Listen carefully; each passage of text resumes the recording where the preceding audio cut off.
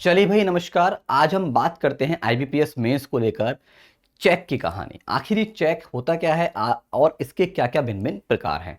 याद रखिएगा, ऐसे क्वेश्चंस इनके प्रकारों को लेकर हमारे परीक्षाओं में कई बार देखे जाते हैं। तो चलिए बात करते हैं what is the meaning of check and different type of checks. देखिए भाई, अगर चेक को लेकर बात करा जाए बच्चों, तो सबसे पहले याद रखिएगा, चेक को हमारे देश में एक कानून है जिसे बोला जाता है नेगोशिएबल इंस्ट्रूमेंट एक्ट, और ये एक्ट 1881 में आया था। और इसका सेक्शन नंबर 6 जो है, वहां पे चेक को परिभाषित किया गया है कि चेक क्या है।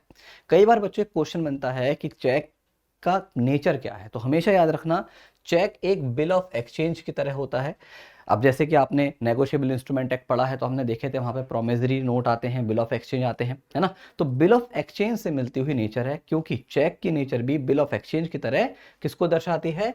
ऑर्डर वाली नेचर को दर्शाती है। इसमें भी हम क्या करते हैं? ऑर्डर देते हैं, इसलिए इसको हम बिल ऑफ एक्सचेंज का प्रकार मानते हैं। अगर मोटे मोटे तौर पर देखा जाए बच्चों, तो चेक में हमारी 3 पार्टीज होती हैं। कौन कौन सी? याद रखना, एक को कहा जाता है ड्रॉयर, एक होती है ड्रॉई, और एक होती है पे। कई बार पेपर में इनके क्वेश्चंस पूछे गए हैं। हमेशा याद रखना, जो चेक पर सिग्नेचर करता है, जैसे फॉर एग्जांपल मान लीजिए मैंने आपको चेक दिया, तो मेरे चेक पर साइन होंगे, है ना। तो वो कहलाएगा ड्रॉयर। जिसने चेक को साइन किया, जिसने चेक पर सिग्नेचर करे, वो कौन होगा? ड्रॉयर होगा। ठीक है। इसके अलावा अब मान लो पेमेंट मुझे आपको करना है, मैंने आपको चेक दे दिया, तो आप कौन हो गए बच्चों? आप हो जाएंगे पे। कौन होंगे? पे। जिसको पेमेंट मिलेगा वो पे। जिसने चेक को लिखा है, साइन करे हैं, वो ड्रॉयर।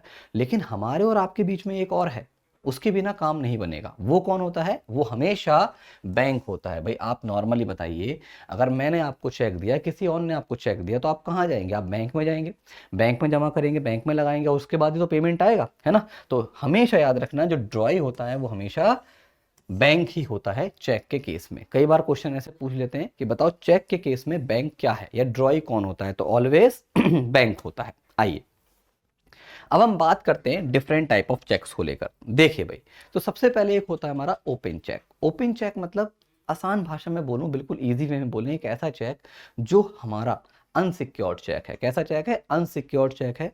मतलब एक ऐसा चेक जिसमें हमारा रिस्क है कि कहीं कोई फ्रॉड ना हो जाए, है ना, तो वो हमारा ओपन चेक है।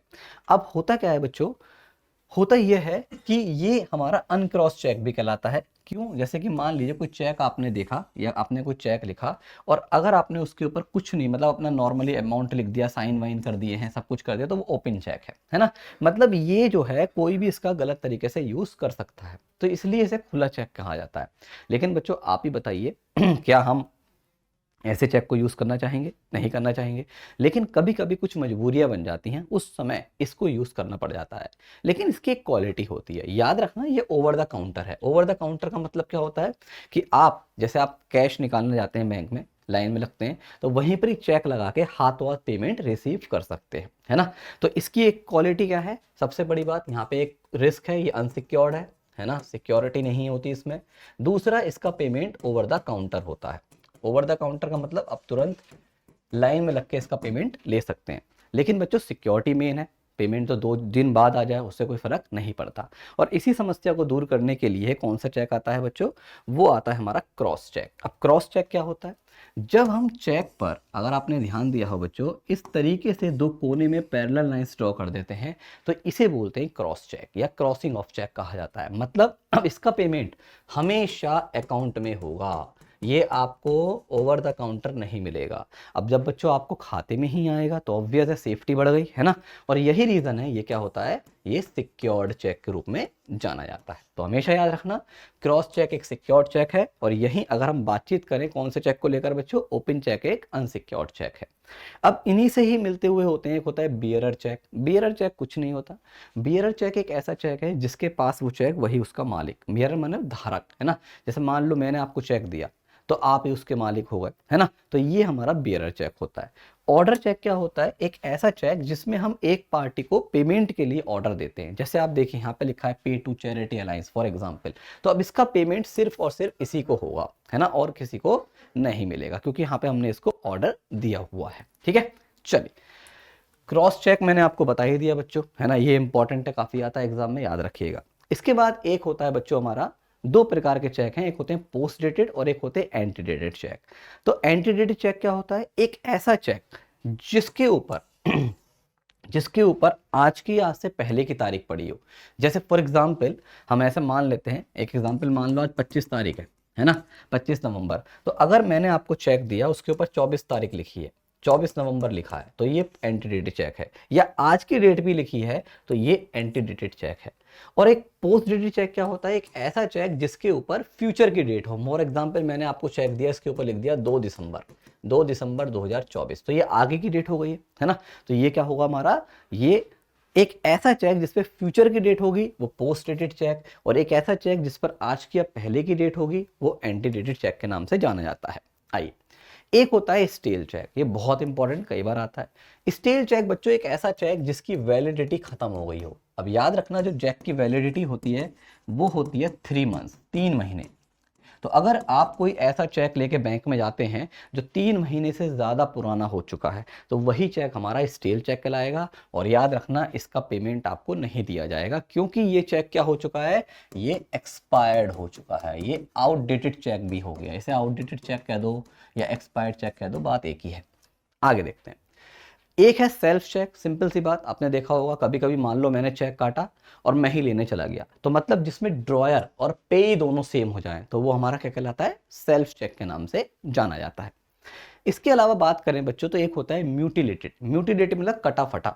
अगर कोई चेक ऐसा है जिसके 2 से ज्यादा टुकड़े हो गए हो, तो इस प्रकार का चेक क्या कहलाता है बच्चों? इसे हम म्यूटिलेटेड चेक के नाम से जानते हैं। एक होता है बच्चों गिफ्ट चेक। गिफ्ट चेक मतलब जैसे कि हम कभी कभी आपने देखा होगा कि हम किसी को गिफ्ट कर रहे हैं, अब मान लो गिफ्ट के रूप में पैसे दे रहे हैं, चेक के आपने देखा होगा कई बार मैचेस वगैरह में आपने देखा होगा, केबीसी में देखा होगा, है ना। तो ये लीजिए जीत गए हैं, बड़ा सा चेक लेके आते हैं। वो जो आपके सामने नजर आता है बड़ा सा चेक, है ना, जिसको हम किसी स्पोर्ट्स में या आप आपने मान लीजिए स्कॉलरशिप के पर्पज से या फिर किसी और पर्पज से आप पे कर रहे हैं, गिफ्ट के रूप में पे कर रहे हैं, तो वही है हमारा गिफ्ट चेक। इसके बाद देखें बच्चों, एक होता है ट्रैवलर्स चेक। ट्रैवलर चेक के बारे में बात करा जाए तो ये चेक पहले यूज होते थे, लेकिन आजकल कम ही हो गए हैं। क्यों? क्योंकि भाई आजकल हमारे international debit card, credit card सब आ चुके हैं, है ना। तो पहले क्या होता था, हम विदेश की यात्रा पर जैसे हम जा रहे हैं फॉर एग्जाम्पल के तौर पर, तो भाई कैश लेके तो जाएंगे नहीं। तो पहले क्या होता था, हम बैंक में जाके उसे कैश देकर एक चेक बनवा लेते थे, उसे ही बोलते थे ट्रैवलर चेक। जब हम मान लीजिए किसी फॉरेन नेशन गए तो वहां पे बैंक में जाके उसे क्या करा लेते थे? कैश करा लेते थे। तो आपका जो रिस्क है ना, चोरी होने का खतरा, ये खतरा, वो सब हमारा दूर हो जाता है। तो इस तरीके से इन चेक्स का यूज करा जाता है, आज भी हो सकते हैं, अगर आप चाहें तो आप भी बैंक में जाके बनवा सकते हैं। आइए, एक है बच्चों बैंकर्स चेक, ये बहुत इंपॉर्टेंट है, याद रखना बच्चों। बैंकर्स चेक और एक होता है डीडी, डिमांड ड्राफ्ट, ये दोनों सेम ही होते हैं, बस एक अंतर है। डीडी जो होता है, जब हम डिमांड ड्राफ्ट बनवाते हैं बैंक से, तो वो ऑल ओवर इंडिया काम करता है, आप कहीं के लिए भी बनवा सकते हैं, ऑल ओवर इंडिया वर्क करता है। लेकिन अगर मान लीजिए फॉर एग्जाम्पल आपको कहीं पेमेंट करना है, लेकिन वो आपके शहर में ही करना है ना, तो हम उसके प्लेस पर बैंकर्स चेक भी इशू करा सकते हैं। अंतर क्या है?